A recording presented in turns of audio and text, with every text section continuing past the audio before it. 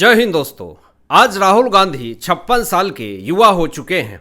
आज राहुल गांधी को जन्मदिन के मौके पर नरेंद्र मोदी जी ने हार्दिक बधाई दी, शुभकामनाएं दी, लंबी उम्र के लिए और स्वास्थ्य के लिए कामना की। लेकिन एक बड़े सवाल उत्पन्न होते हैं कि वो कांग्रेस पार्टी जो भारत देश के सम्मानित पद पर बैठे प्रधानमंत्री मोदी के लिए कब्र कब खुदेगी का नारा लगाते हैं, आज वही देश के सम्मानित पद पे बैठे प्रधानमंत्री राहुल गांधी को जन्मदिन के मौके पर शुभकामनाएं देते हैं, अच्छी स्वास्थ्य और लंबी उम्र के लिए कामना करते हैं। तो ये है हमारे भारत देश के सम्मानित पद पे बैठे नरेंद्र मोदी जी का बड़प्पन। लेकिन शायद कांग्रेस पार्टी को ये कभी समझ में नहीं आएगा। लेकिन आपको बता दें कि आज जो बड़ी खबर आ रही है, इससे कांग्रेस के अंदर हड़कंप मचा हुआ है। सबसे पहले आपको बता दें कि बार बार राहुल गांधी किसानों का मुद्दा उठाते हैं, लेकिन कर्नाटक में कांग्रेस की सरकार है और वहां के जो किसान हैं वो सड़कों पे उतरे हुए हैं और राहुल गांधी को चिट्ठी लिख रहे हैं।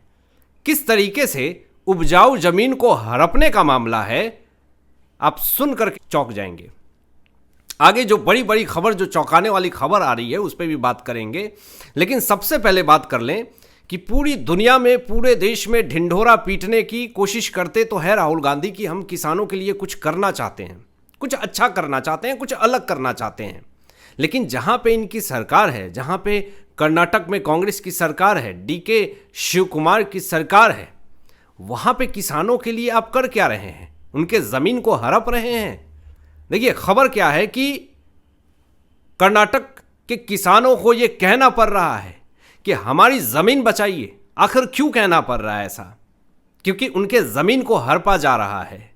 क्यों हड़पा जा रहा है, मैं आप इस पे भी आऊंगा। लेकिन किसानों ने खुली चिट्ठी लिखी है राहुल गांधी को और गुहार लगाई है कि हमारे उपजाऊ जमीन को बचाइए। राहुल गांधी, हम खाएंगे क्या, हम कमाएंगे क्या, हम अपने बच्चे का भरण पोषण करेंगे कैसे? उन किसानों ने खुली चिट्ठी तो लिख दी राहुल गांधी को, लेकिन अभी तक राहुल गांधी 56 साल के हो चुके हैं तो जन्मदिन मनाने में काफ़ी ज़्यादा व्यस्त हैं। कोई रिप्लाई नहीं आया। बता दें दोस्तों कि कर्नाटक में बिदादी टाउनशिप पर पूरी तरीके से बवाल हो चुका है। अब ये बिदादी टाउनशिप क्या है, मैं आपको आगे बताता हूँ। ये बिदादी टाउनशिप जो है, एक छोटा शहर बनाने का प्लान है और यहाँ पे किसानों का आरोप है कि राज्य सरकार यानी कर्नाटक सरकार यानी कांग्रेस सरकार 33,000 करोड़ रुपए के रियल एस्टेट प्रोजेक्ट के लिए उपजाऊ जमीन जबरन छीन रही है किसानों के। अब यहाँ पे राहुल गांधी पे बहुत तरह के सवाल खड़े हो रहे हैं कि वो राहुल गांधी जो किसानों का मुद्दा उठाते हैं, आज वही कर्नाटक में कांग्रेस की सरकार में वो किसान अपनी ज़मीन को ना हड़पे, इसके लिए गुहार लगा रहे हैं। लेकिन कांग्रेस पार्टी इस पे मुंह सिल के बैठी है, इस पे किसी भी तरीके का कोई भी बयान नहीं आ रहा है।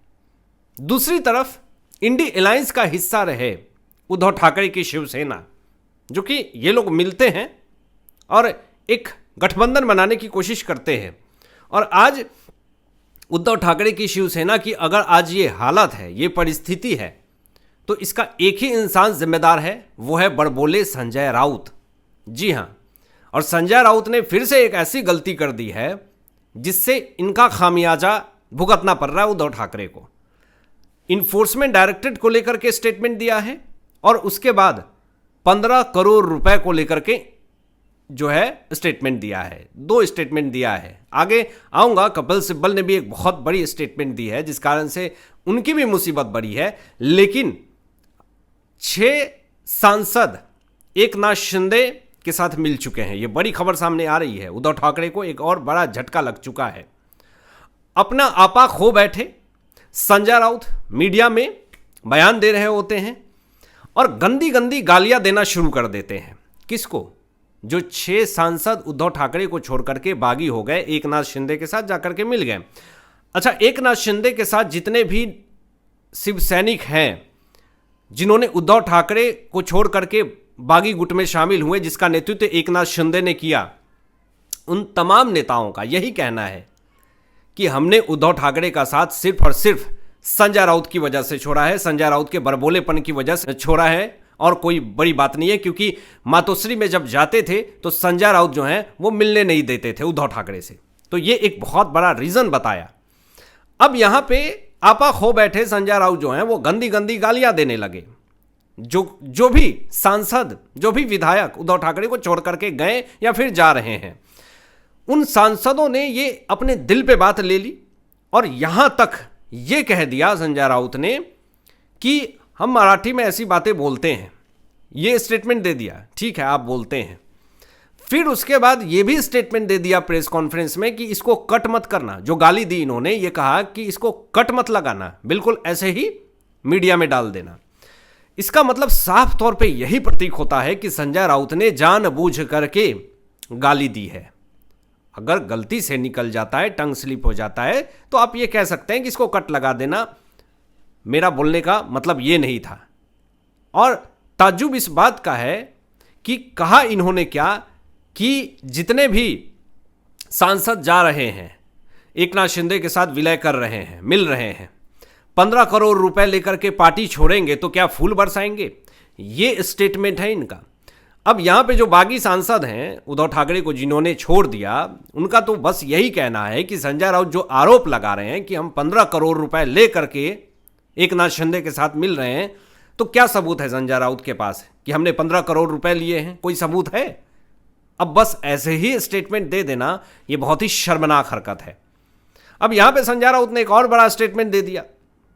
क्या स्टेटमेंट दिया कि अगर हमारे हाथों में ईडी और सीबीआई आ जाएगी तो बीजेपी को तोड़ने में 10 मिनट नहीं लगेगा। यह बहुत बड़ा स्टेटमेंट है और इस स्टेटमेंट में खुद फंस गए हैं संजय राउत। जब महाराष्ट्र में उद्धव ठाकरे की सरकार थी तो किस तरीके से मुंबई पुलिस का प्रयोग करके तानाशाही की सरकार चला रहे थे, और इसीलिए शायद विपक्ष के हाथों में सरकार नहीं है, इसीलिए शायद जो गठबंधन इंडी अलायंस बना रहे हैं, इनका सपना सपना रह जाएगा। ये देश को प्रगति की ओर ले जाने के लिए सरकार गठबंधन नहीं कर रहे हैं, ये बीजेपी को तोड़ने के लिए, बीजेपी के नेताओं को सलाखों के पीछे भेजने के लिए ये सत्ता में आना चाहते हैं। प्रतिशोध की राजनीति है, और जब प्रतिशोध की राजनीति हो जाती है, मंशा अगर आपकी ऐसी है, तो फिर तो जनता आपको कभी सपोर्ट नहीं करेगी। अगर आपका विजन ये होता कि हम 10 साल के अंदर भारत देश के अंदर ये विकास करेंगे, वो विकास करेंगे, अगर आपका कोई एजेंडा होता, कोई गोल होता, कोई विजन होता, तो जनता जरूर सोचती, कुछ समर्थन मिलता। जो आज सांसद छोड़ छोड़ करके जा रहे हैं आपको, ये स्थिति तो नहीं होती। लेकिन अब आपकी मंशा ही यही है कि अगर हमारी सरकार आती है और अगर हमारे पास ईडी सीबीआई होगी तो हम तो 10 मिनट के अंदर ही बीजेपी को तोड़ देंगे। तो जनता अब समझ रही है कि आपको प्रतिशोध की राजनीति करनी है, आपको विकास की राजनीति नहीं करनी है। इसीलिए आप हमेशा विपक्ष में ही बैठे रहिए, और एक वक्त ऐसा आएगा कि आप अकेले रह जाएंगे और सारे विपक्षी जो हैं वो एनडीए में, नहीं तो बीजेपी में जाकर के सम्मिलित हो जाएंगे। अब आप जरा देखें कि जो भी विपक्ष को छोड़ करके बीजेपी में शामिल हो रहा है, चाहे वो आरजेडी को छोड़ करके सम्राट चौधरी हो, या फिर कांग्रेस को छोड़ करके हेमंत बिश्व शर्मा हो, या फिर कांग्रेस टीएमसी को छोड़ करके शुवेंदु अधिकारी हो, सबको मुख्यमंत्री बनाया नरेंद्र मोदी की सरकार ने और अमित शाह जी ने। तो विपक्ष में जितने भी देश हित में काम करने वाले नेता हैं, जिनको ऐसा लगता है कि मेरी विचारधारा ये नहीं है, इस पार्टी के लिए नहीं है, वो एनडीए में नहीं तो बीजेपी में सम्मिलित हो जाते हैं, और फिर उनको एक अच्छा भविष्य मिल जाता है बीजेपी के अंदर। इसलिए बड़ी मात्रा में लोग बीजेपी ज्वाइन कर रहे हैं। अभी इसी बीच में दोस्तों 20 से 23 सांसद जिसका नेतृत्व काकोली घोष जी कर रही हैं, उन्होंने लोकसभा स्पीकर को खत भी लिखा और ओम बिरला जी ने उसको आगे बढ़ाया, और एनसीपी पार्टी में भी विलय हुए 20 से 23 सांसद।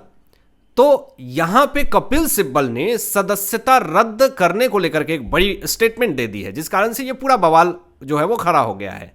सबसे पहले तो कपिल सिब्बल नाराजगी जताते हैं और कह रहे हैं कि कानूनी रूप से उन तमाम 23 सांसदों को जिन्होंने टीएमसी को छोड़ करके एनसीपी में विलय किया है, उनके ऊपर कानूनी कार्रवाई होगी। पहली, दल बदल संगठन वाले नियम कानून के तहत ऐसे लोगों के ऊपर सख्त कार्रवाई होगी, और सदस्यता रद्द करने की भी मांग कपिल सिब्बल कर रहे हैं। अब यहां पे ये बातें उठ रही है कि जितने भी विलय कर रहे हैं, जो भी सांसद है, विधायक हैं, मानसिकता की लड़ाई है, विचारधारा की लड़ाई है। अगर आपकी विचारधारा, अगर आपकी मानसिकता आपके नेता से मैच नहीं कर रहे हैं, आपको ऐसा लग रहा है कि मैं देश की जनता की सेवा नहीं कर पा रहा हूं, तो आप ऐसी पार्टी ज्वाइन कर सकते हैं जहां पे आपकी विचारधारा, आपकी मानसिकता, जहां पे आप राज्य की जनता की सेवा कर सके। संविधान और लोकतंत्र इतनी राहत देता है। आपकी क्या राय है इन तमाम विषयों पे? अपनी विचार व्यक्त कीजिएगा और मिलते हैं लेटेस्ट ब्रेकिंग एनालिसिस के बाद। तब तक अपना ध्यान रखें, ख्याल रखें। सत्यमेव जयते। जय हिंद।